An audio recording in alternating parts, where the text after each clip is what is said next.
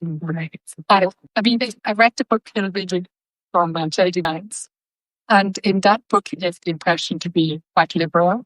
How do you explain this change? Yes, how do we explain Gene Vance? Yeah, he's a real mystery. I think that my sense is that he was probably truly alienated from a lot of what he saw at these Ivy League institutions. And his conversion to Catholicism, which was connected to some of these people who I write about, I think he's friends with and inspired by, happened at exactly the same time almost that he converted to Trumpism and sort of backpedaled on all of that and said, so I think it's kind of a true story of radicalization that has happened to him, where he really became persuaded by a lot of these arguments coming from places like the Claremont Institute that suggested, and by the economic arguments, right? I do think that stuff they took quite seriously as in, things have been going very badly, especially for middle Americans, right? The white people in the Midwest who J.D. Vance cares about. And if we're bold and brave, we can start a new movement and use Trump as a way to fix that.